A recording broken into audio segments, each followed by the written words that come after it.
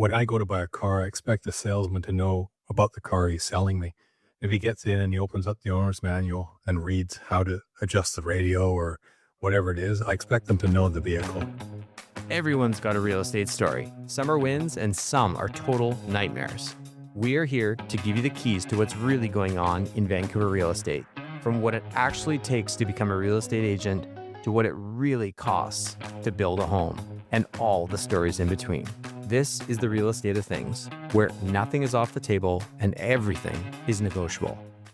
Our guest today is a residential home inspector, or maybe do you also do commercial? Commercial. Also commercial. We've been using Conall for a number of years on our team. Mr. Connall Barr, thanks for coming in today. It's great to be here. Isn't it excellent? Everyone always says that, right? But it is really great to be here. Well, you sound good. So that's a good thing anyways. But thanks for coming in. And like I said, you've been working with us for a number of years, doing all of our residential inspections for detached homes, condos, townhomes, you name it, and stuff like that. But first and obvious question is, how'd you get into this specific industry of home inspection? You know, the question's a normal one, and I get asked that. So I kind of have this answer, and it starts with swimming. You know, what? Why? How does that? Well, I was a swimmer as a kid, and I eventually got a scholarship offer to swim in Japan. And so that got me to Japan, and let's just speed it up a little. After graduating, I was recruited to a trade company. I thought, well, I don't want to do this kind of trade. So I worked for stocks and bonds kind of trading, and didn't like doing that. So I came back to Canada to look for a product I could sell in Japan. I started selling building material. So now you see the development, right? So building material. So I started consolidating 2x4 home packages, eventually log homes, 2x4 home packages, apartment buildings. And I was building them. I was selling material and building with builders. I was bringing builders over, and eventually got to the point where I was getting pretty proficient in construction. Eventually moved back to Canada. I'd lived there for about 10 years and moved back to Canada, continued my trade company while I was also building homes. So anyway, came back, and the Japanese yen plummeted. Now, this was back in the 80s where I started. And I got sick of traveling to Japan, really, just all the time over there. So I went back to school and took the courses for home inspection. Where do you take that course? BCIT. What's involved with it?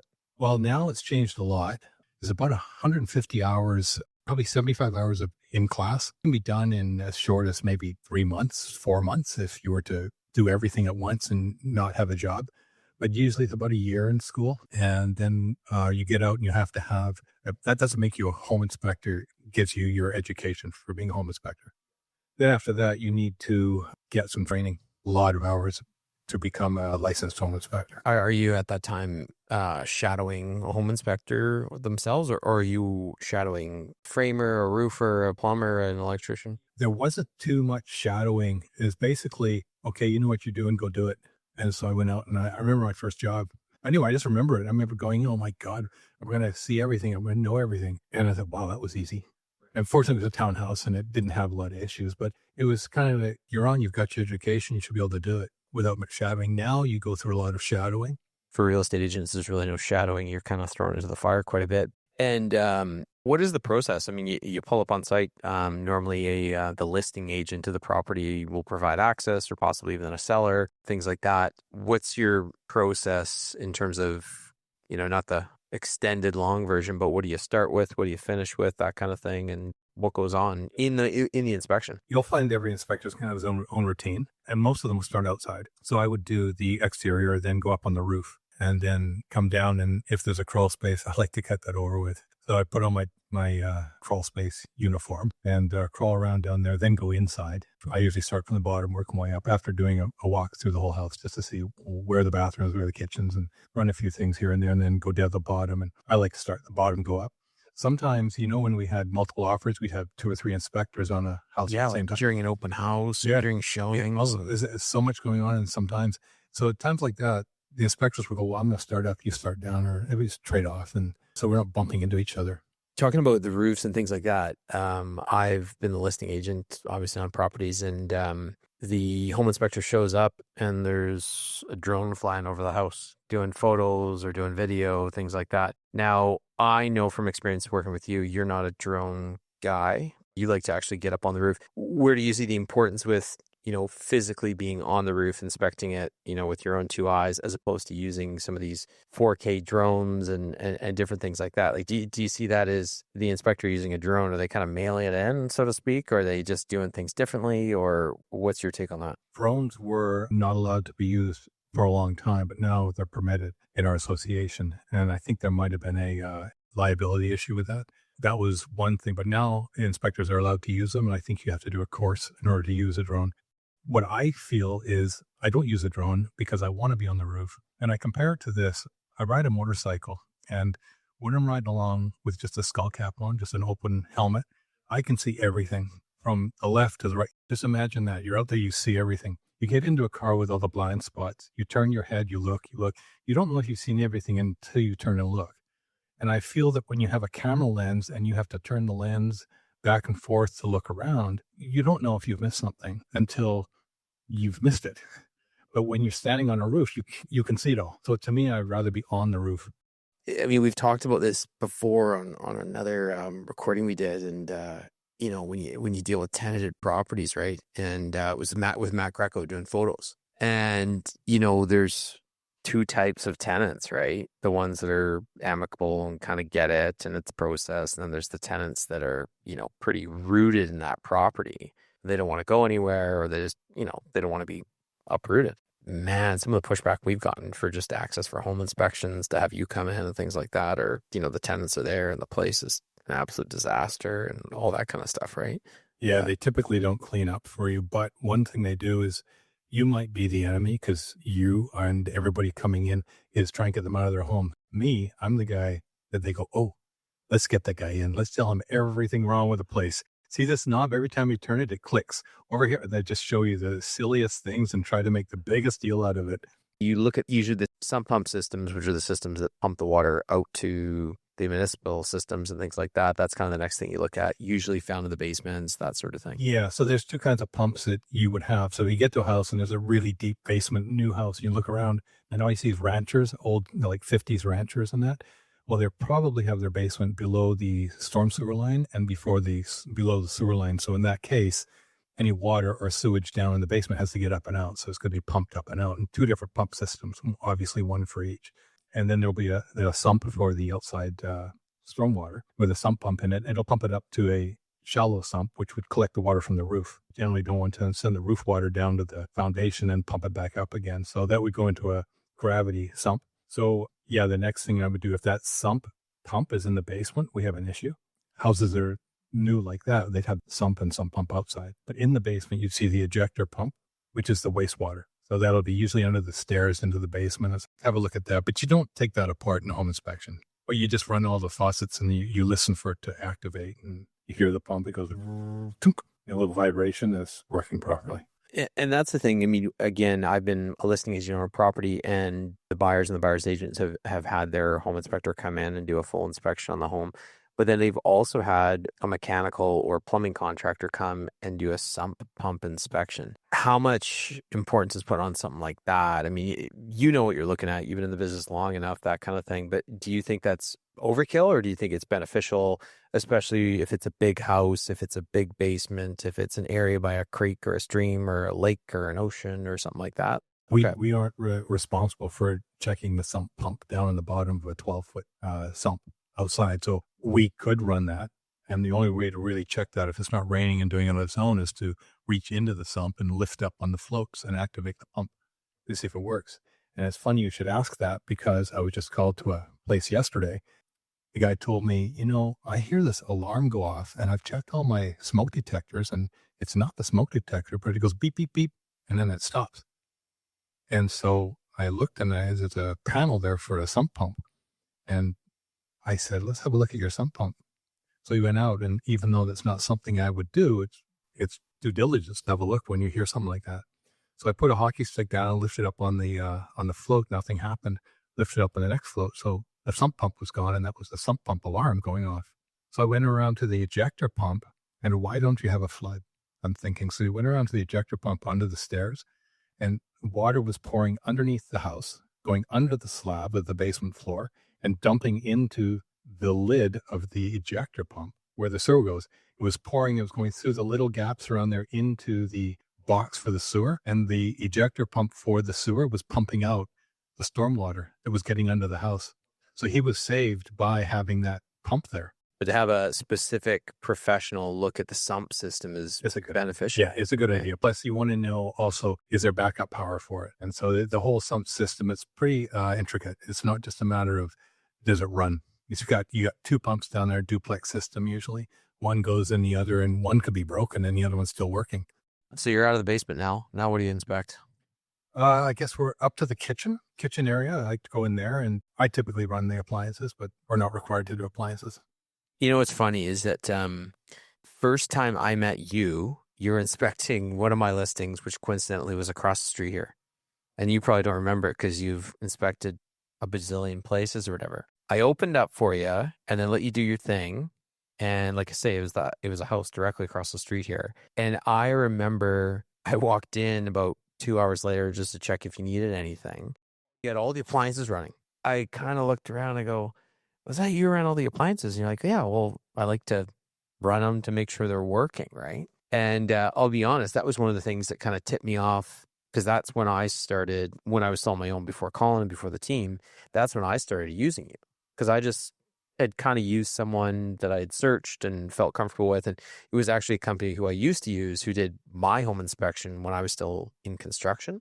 I just said, oh, they were pretty good. And, I'll use them. And yeah, they were pretty good. But I just thought that extra step of doing the appliances, which is such a key thing. And one of the things that you always say in your home inspections, we're doing the walkthrough with the buyers, is day one on your possession day and time. Almost first thing you should do is walk in. And if you can't be there, your agent should do it, someone like myself or whatever, run all your appliances. Because most contracts will say, appliances in working order on possession day, right? And if you don't turn on the washer and dryer till 5 days later when you're running your first load of laundry and, got all the kids' stuff in there and everything like that, there's really no recourse, because they could have said, well, I was working on possession, and that's all they're obligated to, right?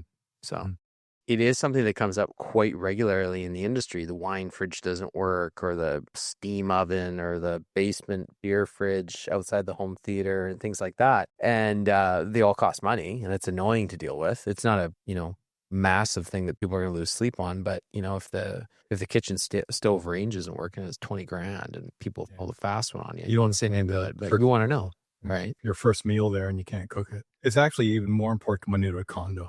You go to a condo and you look around, okay, what am I going to expect if I don't do the appliances? It's such a big part of a condo. So you've done the kitchen, you've done the appliances, upstairs bathrooms, all that kind of stuff. You're looking for problems, more or less, right? Yeah, the next thing that was, you go from the crawl spaces and basements. That's where you generally find a lot of stuff. The middle floors where people live and they're there all the time.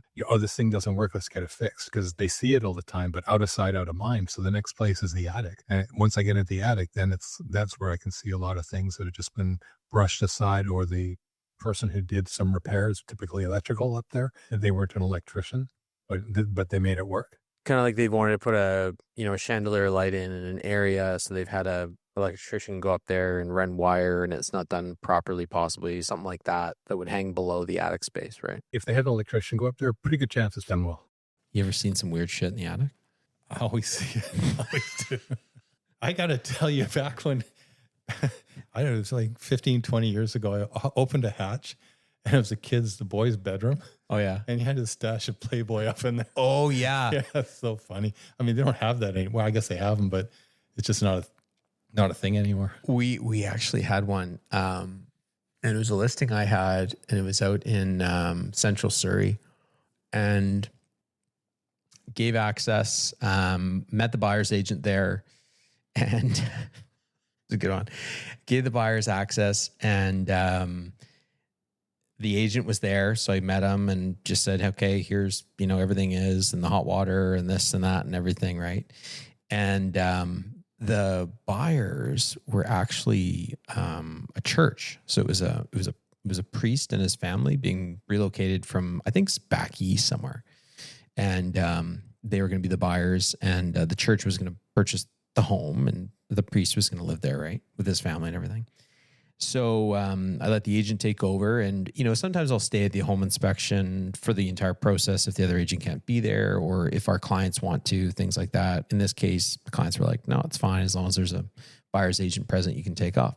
So I take off and come back about 2-3 hours later, and the priest is there and his wife and their 3 young kids, and talk to the buyer's agent out on the driveway kind of thing, and they're all excited and the kids are running around and things like that. And so I'm like, okay, so you do the typical thing and you go in and you lock up the house and go start upstairs, shut all the lights, shut all the doors, make sure the toilet seats are down, all that kind of stuff, right? And there was a space above the garage, and it was a finished space, and it had the what do you call it? Where it's like that, like dormered walls on either side, right? And it's a long hallway. So there's almost like a cavity space on either side.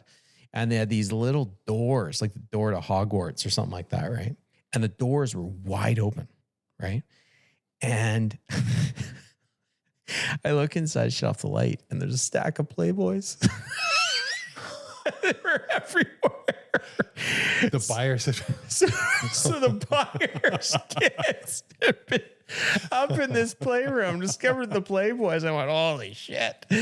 But hey, we still got the subject rule in the house sold. But oh my God, that was one of the funniest scenarios I've walked into. I never heard a word from the buyer's agent or anything like that. Like, it went off without a hitch, but I went, oh my God.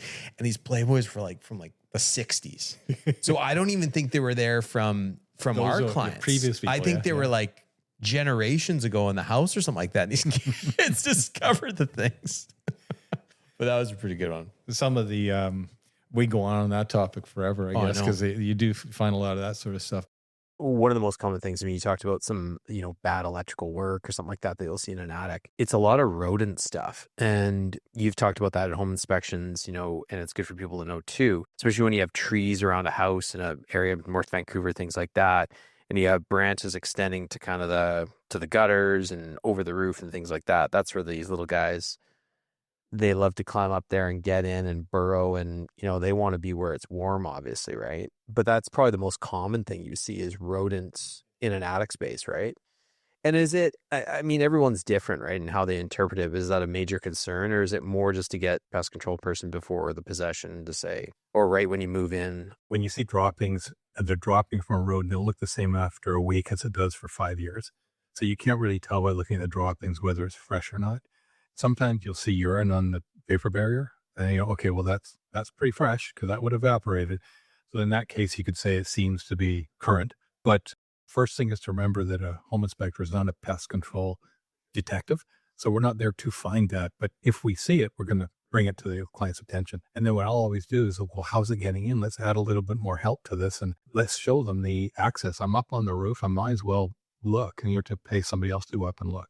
And often I'll find the access. The most common access is if you have 2 roofs and the upper roof comes down to where it meets the lower roof, or rather when the lower roof comes up to meet the eaves or the soffit of the upper roof, you get a bit of an angle there. That's where the rodents can push themselves up through the soffit material. And usually you'll see, there's a big enough gap. 1 inch is all you need. Okay, so now you've obviously inspected the whole house. So you're kind of finishing, then you write out the report. And usually what we say to people is if the home inspection starts at 1 o'clock, and again, going back to the 3,000 square foot house, 3 levels, you're usually about 3 hours, 3 to 4 hours, depending on kind of the nuances of the house, that kind of thing, right? So then myself or whoever's the buyer's agent on our team will arrive, meet the buyers themselves, and we do a physical walkthrough. Your reports are super, super detailed. What are you going through? I mean, you're obviously going through all your findings, but what are the key things, or what's your process to walk buyers through? Because we have buyers at their first home and they're buying a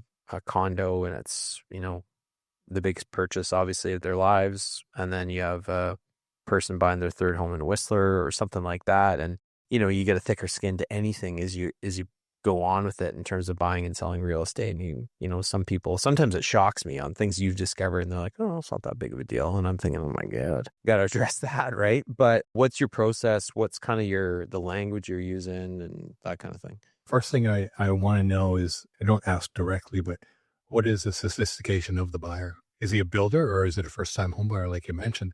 Usually you can figure out just by chatting for a little bit. You start talking about things and you can get a feel for it. So sometimes they need a little bit more explanation, a little more detail.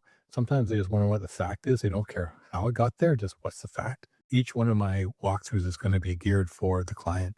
And do you get a lot of, there's so many, memes and realtor Instagram pages we follow, and it's like the buyer's dad or the buyer's mom and dad coming to the home inspection. Is that a real thing that you find? And do they try and like show you up and, I haven't did seen you look at this? Did you look under there? And that kind of stuff. Have you had something like that? I'm pretty sure that happens to all inspectors. Let's say fathers feel they should be there and they should know because it's their kid and want to be them, but they don't really know and they're nervous about being there. And so I usually pick up on that and help them out a little bit. I think the thing to remember as a home inspector is not to pretend to know something you don't know. There's always going to be somebody out there that does know. Tell them what you know. And if it is something that the guy came along, maybe he does, maybe he's a technician. Maybe he does fire sprinklers for a living. Yeah. And now he's in real estate. Yeah, exactly. That's you. That's me. So, you know, that you don't know what people know, but so don't try and bluff your way. Okay. So you're doing the walkthrough.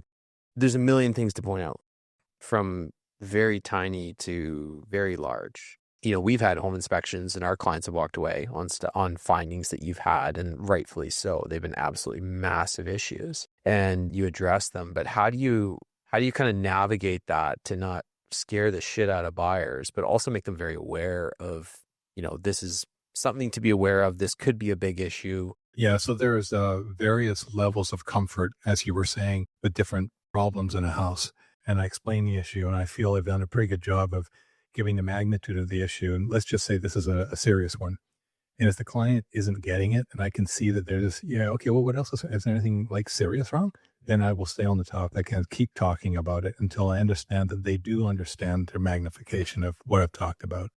Do you find that, because most times the buyer's agent is there walking through with the buyers and yourself doing the physical walk through the home inspection, do you find that some buyer's agents, they almost try and sweep it under the rug? Like if you're going, hey, this foundation's pretty shot, and the buyer's agent's gone, oh, you could fix that for $5,000, and in the back of your head you're going, it's absolutely not a $5,000 fix.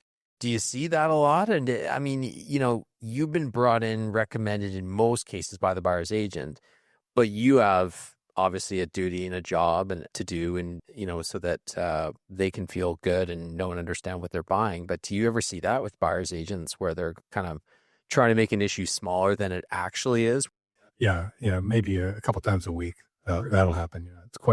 It's quite common. And sometimes I feel like they're trying to find out if I'm going to agree. And yes, it is simple. Maybe they think, oh, you might be scaring this client. Can you tone it down a little bit? Sometimes maybe that's what they're doing. But the fact is a fact, and just got to explain what it is and how it got there. So when that happens, I talk directly to the client. This is what I'm telling you. We're not a team. Your agent and I are not a team explaining this. I'm explaining this. So listen to what I'm saying, and it'll be in my report like that. It'll be pictures. It'll justify it in my report. So if you hear something else during the walkthrough, it's not what I said. I don't say as blunt as that, but that's, this is my job to explain this house to you. Yeah, it's definitely a big thing. And if you interject, I think, as a buyer's agent and try and make it a smaller issue than it is, or kind of sweep it under the rug, who usually gets the blame a year down the road or 6 months down the road? It's, the agent and or the home inspector. And you deal a ton with that, right? And I think what a lot of people think is, home inspector should have caught that or should have known that, things like that. But what you have to know and understand too, and I'm not speaking out of turn, I'll hear it from you, but you don't rip the drywall off a wall to see what's behind it. Most of what you're doing, the exception of a few areas, is, visual, surface level. And that's something that people need to know and understand too, right? They need to know and understand that it's a visual inspection, and that somebody lives in that house and they have their furniture, their wall hangings, their drapes, all their product, their rugs on the floor. The house is full of that. When you pull all that stuff out, it's a lot different.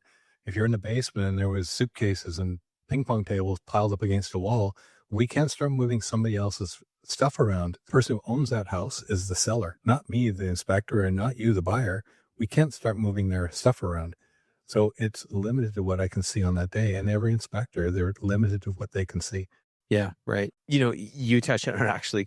I've known you for a long time, but before I was in real estate, I was in fire protection, fire sprinklers, and high rises. And then I was in sales for that, things like that. I grew up in kind of construction sites working for my dad. And then even when I was growing up, my parents renovated every home we lived in. So I'd done framing with my dad and worked around trades. And Brian Rant's good friend, general contractor, who we had on a few weeks ago, I know a lot from him. And then oftentimes when people want to do, renovations, we'll bring them in, same day as the home inspection, take advantage of the time, things like that. How much importance is put on real estate agents, or how much importance do you think should be put on that they should have some level of understanding of construction? I think be very important. When I go to buy a car, I expect the salesman to know about the car he's selling me. If he gets in and he opens up the owner's manual and reads how to adjust the radio or whatever it is, I expect them to know the vehicle. And so I feel that anybody trying to sell a product should know the product they're selling. I wouldn't expect a realtor to know all about framing and this balloon framing, this, all the types. I wouldn't expect them to know that. But that you have headers in a wall, that's kind of a basic concept. And if not, there's other things in the home that you look at it and you should be able to explain a few things. But more importantly, when I'm doing a walkthrough or any inspector's doing a walkthrough, I'll explain things the best I can. And then what happens is I leave, and who's left with the buyer? It's the agent. And the agent, I would hope, would have understood to a higher degree what I've said than the buyer. And maybe the realtor can explain, oh, well, what he was saying was this. Yeah, for sure. The home inspection is done on a property. Let's say, there's a few issues. Maybe they're minor. Let's pick one house. There's minor issues. It's a leaky kitchen faucet, some drywall cracks. It's, you need fix a gutter, a few minor things. And that's house A. House B has a cracked foundation. It's got a roof that's failing. It's filled with poly B piping, which is no longer to code and, fails with pinhole leaks and things like that. So house A is very minor things and house B is very major things, right? We always say, it's kind of our mantra with home inspections, what we say to clients going into it and even coming out of it is that a home inspection's intended purpose is really to know and understand the home that you're intending to purchase, rather than a home inspection being used as a bargaining chip for price reduction and things like that.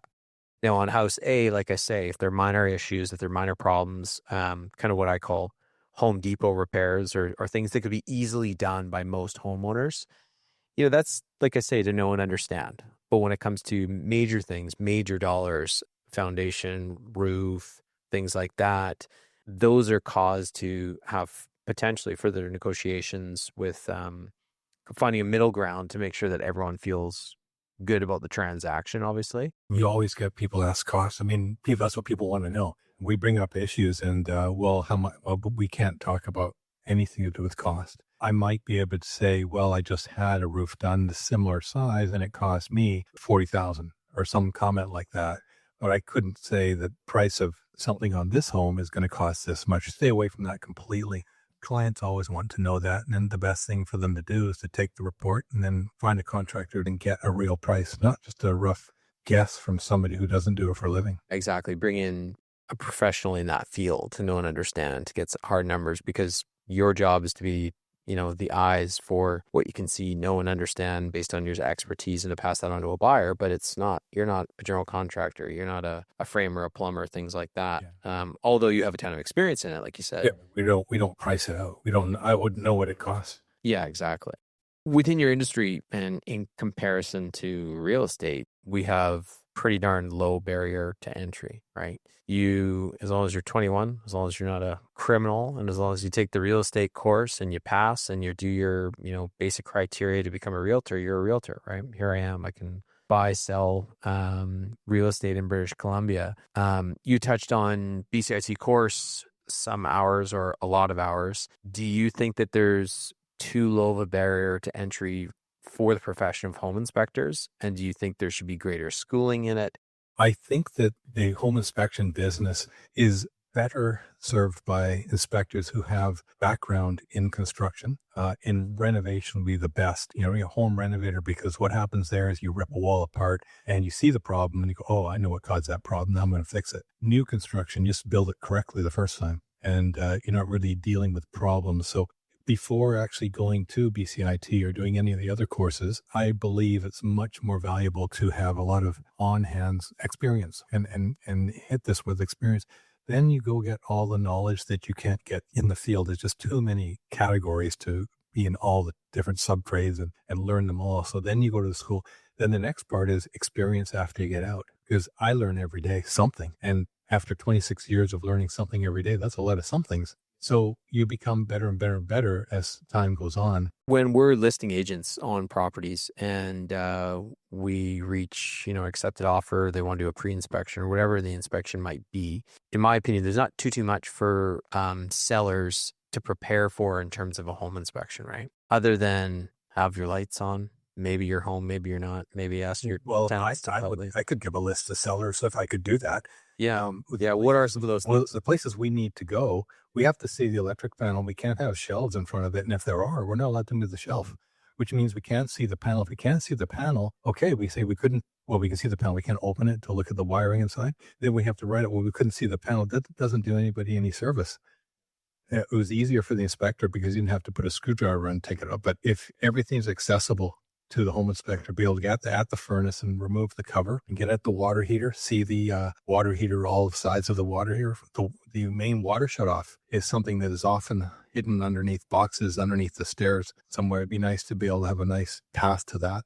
So those are the major systems should be very accessible. And then the attic access, it's always going to be, well, not always, but most of the time it's going to be in the primary bedroom, in the closet. And right below it is all the dresses and dinner dresses and suits and nice clothing all hanging up. And we have to go up and open that hatch up. So the best thing is to hang a sheet over all the clothing. Or some poly, some plastic. Anything, yeah. And just to protect the clothing or remove them, put them on the bed, something like that. Then the inspector can come in with the ladder, go up, have a look, come down. If some insulation falls down, which is bound to happen, it's easier to clean up than if it's all over the shoulders of the suits hanging there.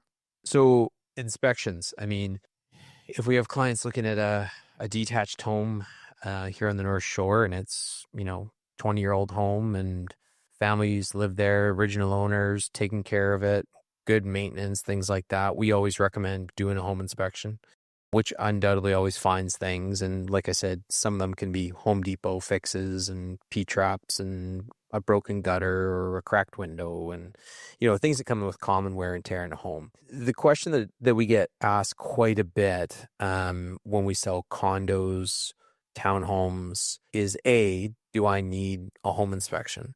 And then B, if it's brand new on a detached home, condo, or townhome, do I need an inspection? And what's your thought on that? The brand new homes, I usually have a pretty long list because it's brand new. Nobody's lived in there. Nobody's been there to see the problems and phone them into the builder.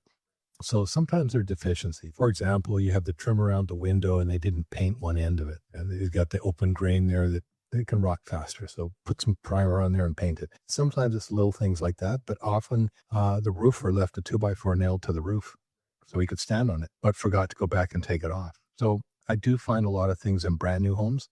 It's the home that's maybe a year or two old where somebody has lived there and the person who lives there is a person who had it built and they were on the phone pretty quick. Hey, there's a 2x4 nailed to my wall, to my roof, get it off. So after about a year, maybe two, it's probably going to have a lot less wrong with it. And then you get into wear and tear 2, 3, 4 years down the road, things that go wrong. And then you get the home DIY, the DIY guy who's after 3, 4 years, oh, I'm going to hire somebody, I'll do it myself. So now you start finding problems like that.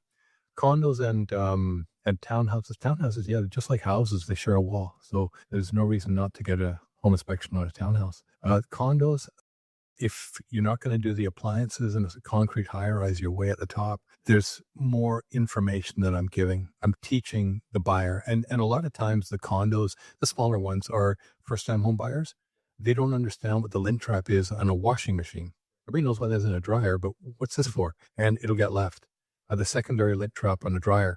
There's a lot of education I can give to a first-time buyer in a condo. So it goes beyond, he's not going to find a crack in the wall and the building's not falling down. No, it's not. But you might want to know this stuff and you're getting educated.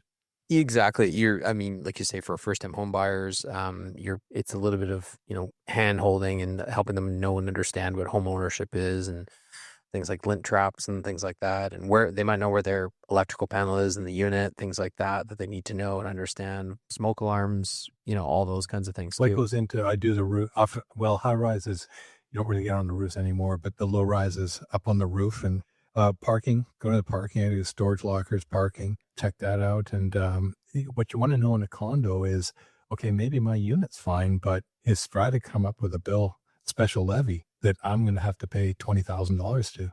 We'll And check the minutes. yeah, and if it's not in the minutes, well, maybe they haven't done the review yet. So it doesn't mean it won't get done. So look into it and find out if that expense is coming up. If it was you making the call and we got an accepted offer on Friday night and we had till the following Friday night for a subject removal to go firm on the transaction, it was you making the call, when would you do that home inspection? The home inspection should be done fairly early, because in the home inspection, I'll probably find things where you've got to go do further review. So you want to have time to call the contractor in and say, how much is it to change the sump pump? How much is it for a brand new roof? Because I thought the roof was fine. Something like that. And that contractor needs time to come out and look at it. So there's a domino effect that might start with the home inspection. And you don't want to be rushed into, say, well, I've got to put my offer by 4:00 tonight. I'm just going to have to, I hope it's around a $10,000 thing. I can afford 10. And you go ahead with it. Oh, I didn't have time to look it up. So I think very early in the process, but not only that, personally, you got to be 3 days out at least, book a job. So just because you're phoning doesn't mean you can get it the next day. Do you feel that, there's a ton going on, and we talked to Brian Rance about this, there's a ton of changes going on with code and EnerGuide and, ratings and, requirements for new build construction and all these sorts of things.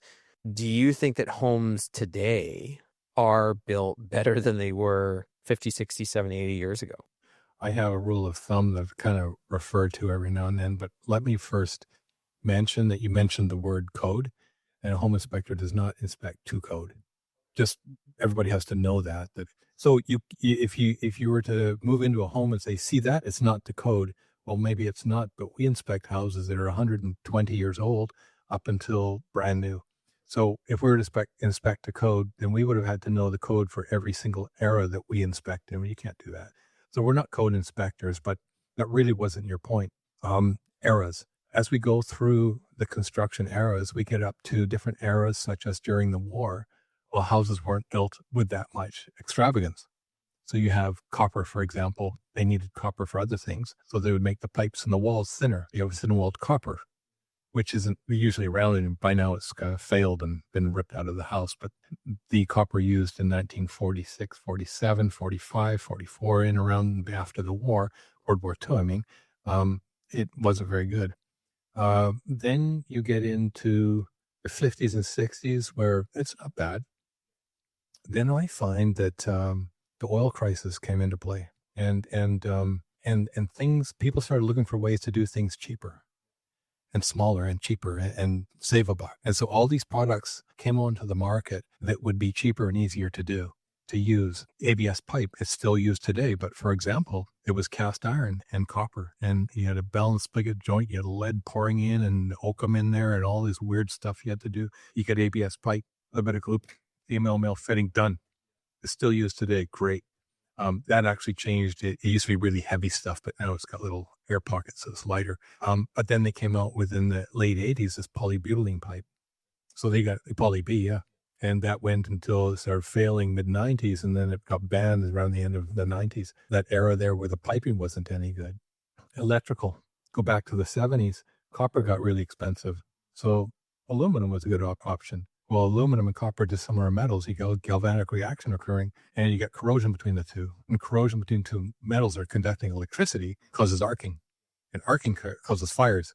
So aluminum wire, not a good thing for insurance companies. There's different eras after the 70s where, well, there's certain problems that are inherent with a lot of homes. Although I've been into a 1975 home and it was all copper. So it doesn't mean it's going to be bad, but that's kind of those eras, 70s era, 80s era, 90s era. Then when the rain screening came out in 06, 07, houses started getting a lot better. And I look at houses now and, well, if you got a house in 2007 and later built, there's not much that's gone wrong. I mean, that's also, those things that you discover if it's a 1960s or 70s or 80s or whatever it might be, that's kind of going back to doing the inspection early in the process, because you find poly B pipe or you find knob and tube wire or you find aluminum wiring, things like that. Yes, they're still going to want to get a plumber in or an electrician to know and understand what the rewire cost is. But from day one of your possession, that work won't be done. That's something that they need to, relay the message to their home insurance which is job number one. And home insurance is obviously directly tied with the financing component and everything else like that. And you just think of the trickle effect or the rippling wave effect on how that week or 2 weeks goes on for your subject period. Getting that home inspection early in the process is so integral to the process because of everything else through your discoveries that you're going to find that people need to know and understand and rely on, right? So, And if nothing comes up of significance, great. Relax. totally. Move on forward.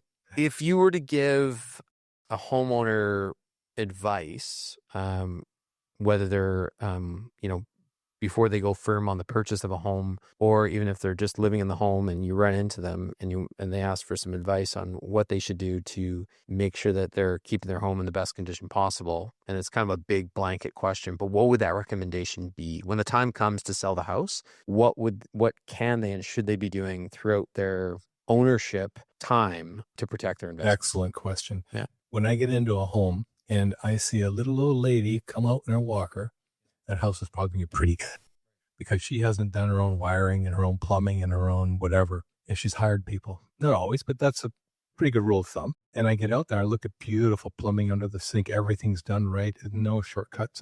So if you hire professionals or really know what you're doing throughout the ownership of your home, pretty good chance that when an inspector comes in, there aren't going to be problems. Sometimes you do a home inspection and we finish up and we're out front with the buyer or buyers.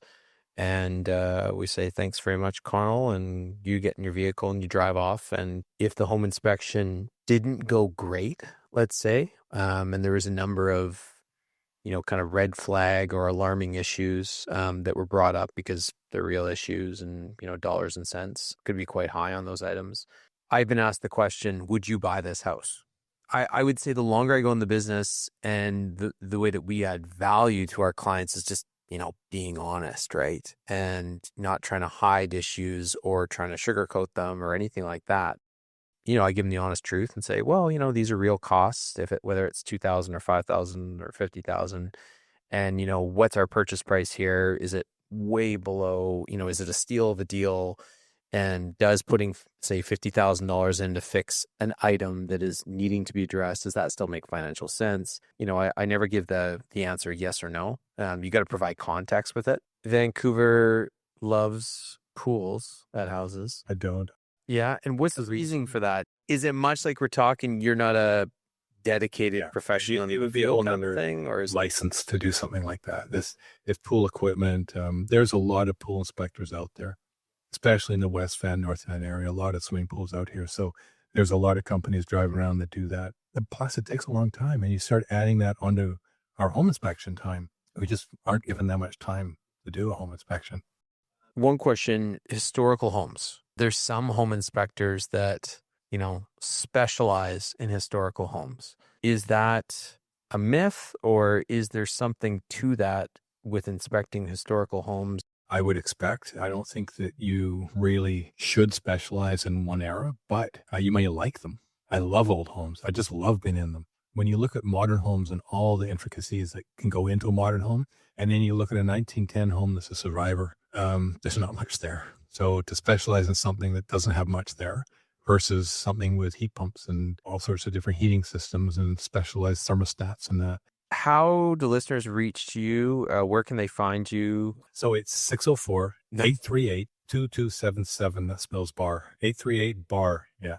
And then where can they find you online for home inspections, things like that? cbar@cbarhomeinspections.com or admin@cbarhomeinspections.com. Okay. Well, Conall, this has been absolutely awesome, informative, ton of fun. Yeah, got to do it again. All right. Appreciate it, man. Thank you. Thanks for hanging out with us. And remember, in Vancouver real estate, nothing's off the table and everything's negotiable. Subscribe now to The Real Estate of Things wherever you get your podcasts.